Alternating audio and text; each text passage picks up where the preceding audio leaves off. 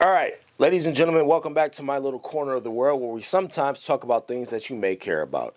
So listen, I want to thank everybody. Listen, we just crossed over, not just, but we crossed over 6,000 subscribers on this channel. And listen, I never thought, there was a time where I didn't even know if I could get 100 subscribers. I do remember the days where I was just praying that I could get 100 followers, right? And now for us to be well over the 6,000 subscriber mark, I think it's incredible. I think to have 6,000 of you that are actively following me is crazy for me, right? So anyway, listen, thank you all for hanging out with me with whatever type of content that I put out. Y'all show up for me and y'all support, and that is fucking priceless. That's priceless, y'all. So listen, today, what are we talking about though? We're talking about doing things you shouldn't. We're talking about having an obsession that you can't get away from that turns out to ruin your life completely and utterly. And we're talking about not having any control, self-control over that obsession. So in turn, what happens is it destroys your life completely. So this particular video came across my timeline and I'm just like, no way. I read the headline. Y'all see the title of the video. And I'm just like, there's no way, right? There's no possible way that this happened. But we're going to get right to the video. We're going to go into it. I'm going to show you the very first maybe couple minutes of it that I saw. And then we're going to delve deeper into it a little bit and talk about the psychology behind it, because I think it's important for men, boys.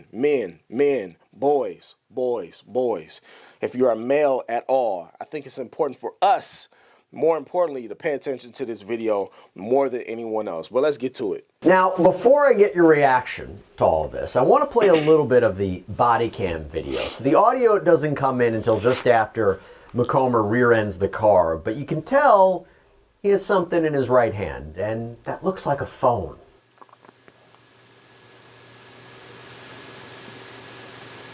Attention, 911 assist is turned off. Therefore, 911 assist call will not be made by sync. Attention, 911 assist is turned off. Therefore, 911 assist call will not be made by sync. 2980 counting 65 signal 4.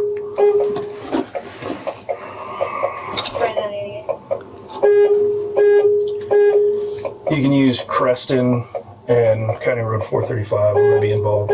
Smoke coming out of that boy and 16. Yeah. It's about to be one of them days. 10-4.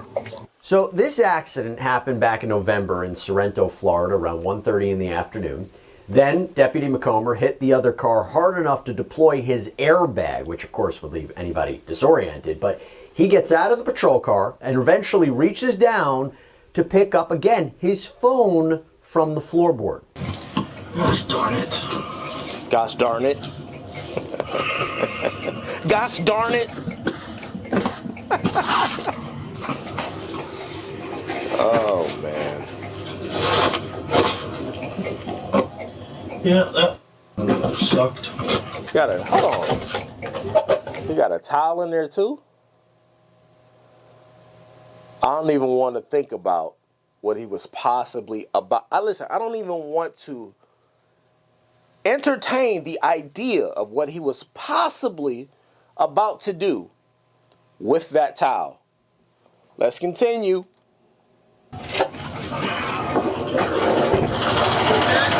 Yeah, I'm good. You got a towel in there for it, buddy.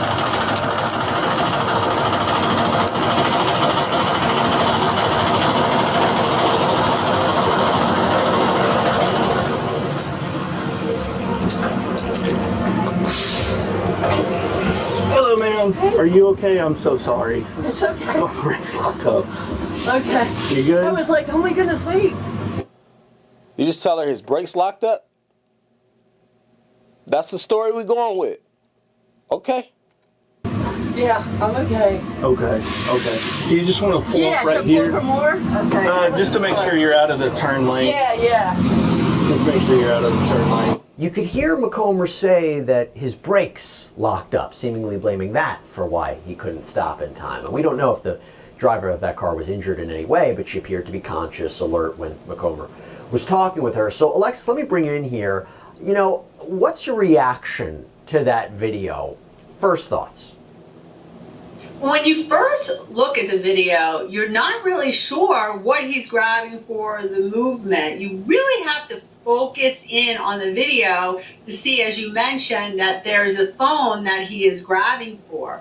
So you don't know that he necessarily was doing anything inappropriate. And we will get into what seemingly really did cause this crash. And oh boy, is it. Yeah, so listen, we're going to skip ahead a little bit because I want to find the point to where they actually get to what he was doing and what he was watching while he was in this car. Now, listen, while we have it paused here, let's go over what we already know. Deputy on patrol, riding around the city in his car.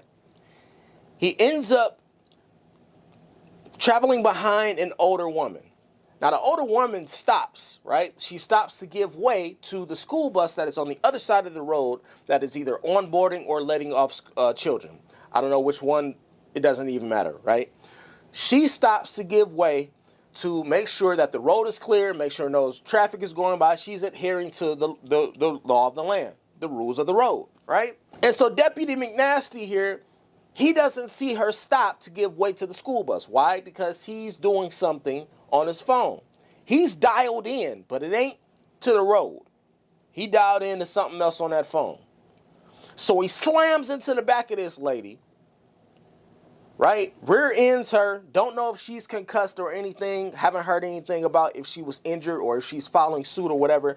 I'm sure that if she sees this and finds out the reason that she was completely rear-ended by a deputy or a cop is because he was in his vehicle basically trying to get one off. But we're gonna get to it. Now I want to fast forward here.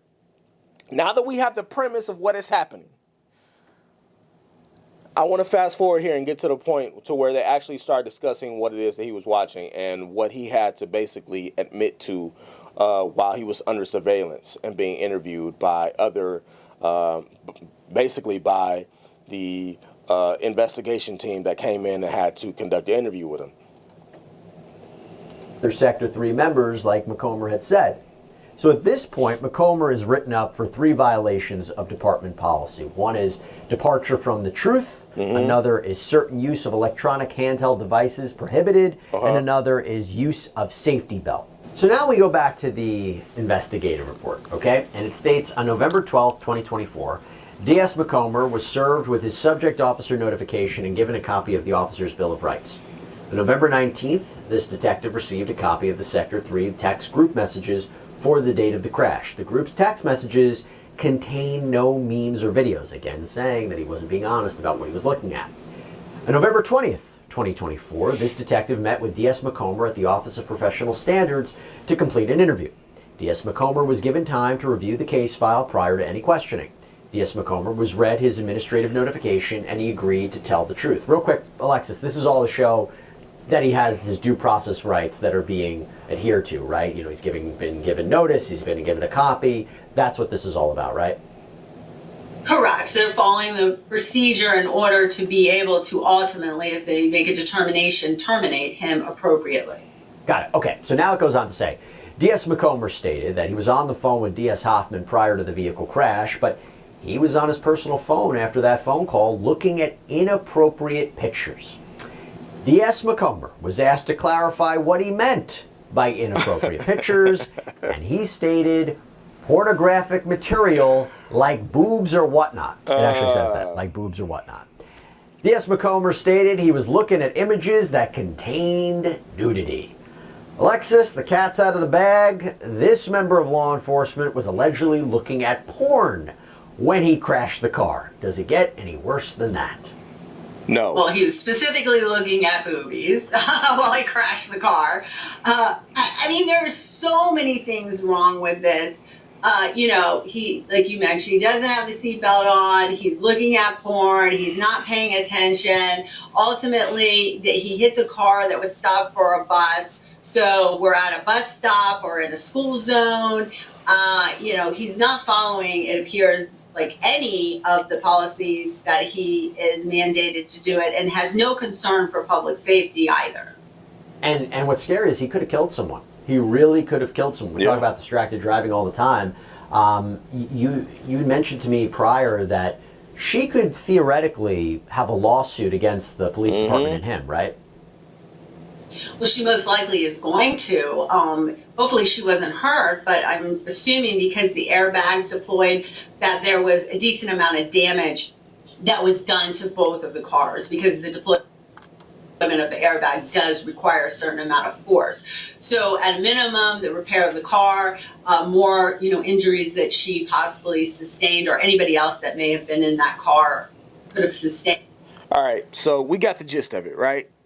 There's not too much more left in the video. They're just going to go over some of the nuances, I believe. I didn't see the full thing, but I'm pretty sure that we got it, right? All right, so a couple things here that I want to talk about. One, I remember when I was little, right? When I was coming up, when I was a wee little boy, and we didn't have access, right? We didn't have access to the type of material that our kids and people just in general, society has access to now. And I remember finding out about other places around the country that have strong bans and strict bans on stuff like this, right? They have strong bans on, like, pornographic content and material like that, nudity, all that type of stuff, right? And I remember thinking at the time, like, man, these other countries, they're so uptight. They're so, why are they doing this? Why are they trying to control their people like this? But listen, I really think that in today's era, for men, it is important for us to get away from pornographic material. I swear to God, I really do.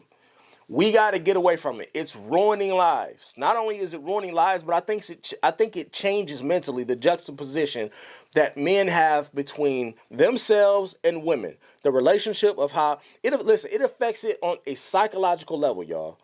It begins to, I know y'all don't like to think about it, but I think it begins to affect men on a psychological level, because now you start attributing women, right? It affects your relationship with them, and you start attributing them to being just mere obstacles or mere playthings or mere things that are here to provide you with some type of sexual experience or gratification. Honestly, this dude, let's talk about this dude. Let's talk about this cop. This particular cop riding around, you're supposed to be on patrol looking out for the bad guys. You're riding around the city looking at porn on your phone. You got a towel sitting right there on your armrest. A towel. Nobody mentioned the towel. I saw the towel. Nobody mentioned it, but I saw the towel. Y'all saw the towel. I stopped the video and pointed at it. So who knows what you were about to do? But you're riding around the city on your phone, looking at porn. Okay, that's one thing.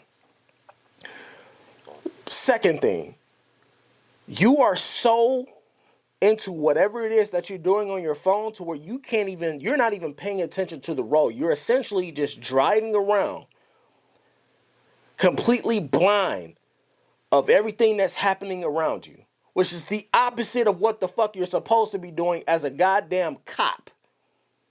It's crazy. You couldn't have waited till you got home. You couldn't have waited to pull over. You couldn't have waited to go. And here's the thing that I don't understand. Somebody help me. Somebody help me get this. Because here's the thing that was really just like mind-numbingly stupid to me. You're a cop, which means not only are you a cop, but you're a cop in the year 2025, which means that you have a body cam on you, sir.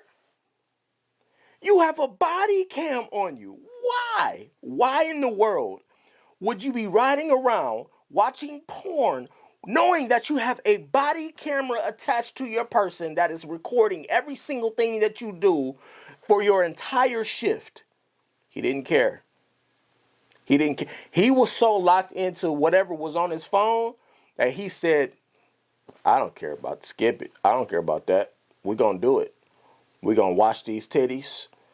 And we're going to watch this. We're going to get this ass. This virtual ass. His life is ruined, by the way. It's over. It is over. Not only is his life ruined, but think about his wife. They had her up there, and they, of course they blurred out her face. But like, they had his wife up there in pictures with him standing beside her dude. And yo dude will forever be known from this point on in that town. They're going to have to move. They got to move somewhere else.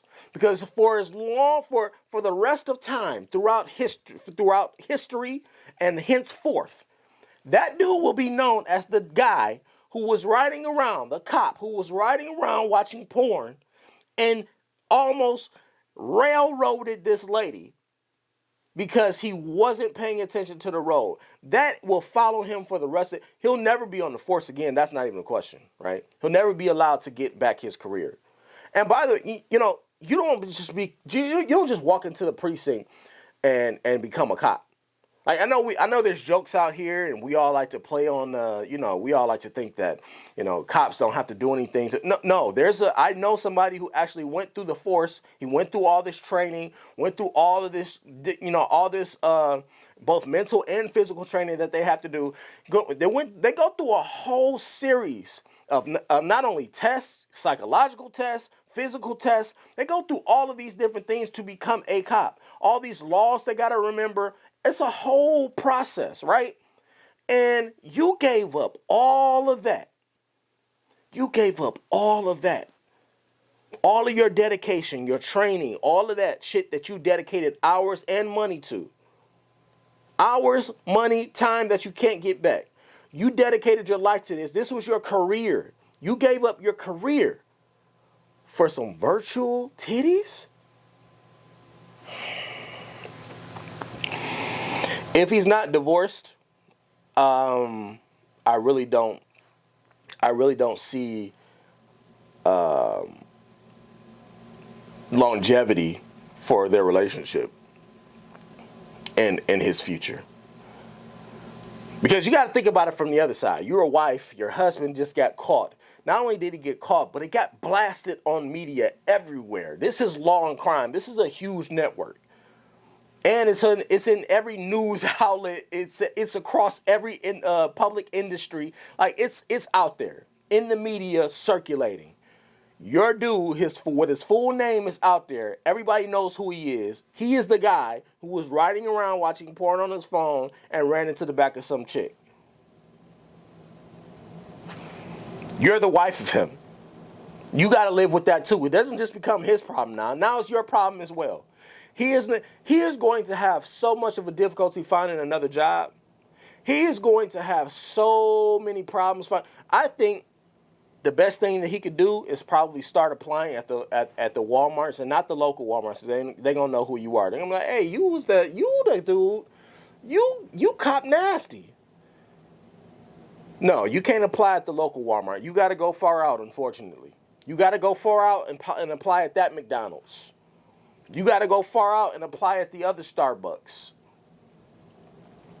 Peace be unto you, and good luck. But he's going to have such a hard time getting a job after everybody finds out and they type in his little name and all this information comes up. Because, again, I don't even know what type of charges he's going to accrue from this incident, just from the investigation alone. But I think it's just, we got to get control as men. But I think men need to be masters of their mind mentally, and I think they need to be masters of the body as well. I think we need to get control of ourselves and be able to control what it is that we do on a daily basis, and that especially includes sexually. I tell my son all the time, you master that part, you master 60% of yourself. If you can get control of your sexual libido, you've mastered 60% of yourself. Because think about all the time that we spend focusing on girls. When we was coming up, when we were little, we spent time focusing on girls, how to get coochie. Can we be real? That's what young men were focused on. That's not where our heads needed to be, though. That's not where our heads needed to be. Our heads needed to be, let me get this career, let me get to this money, let me get to my future. Let me secure something. That's where our heads needed to be as young men. Mine was not. I'm going to tell you that right now. Mine was not. And even though I was married young, I got married super young. Super young I got married. Still, my focus was not where it needed to be.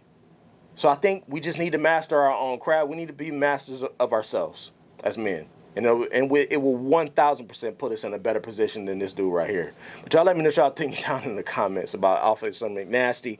And I'll see y'all in the next one. Thank you for watching. Make sure you hit that like and subscribe on the way out the door if you have not already. That sounded weird. Scratch that. See y'all in the next one.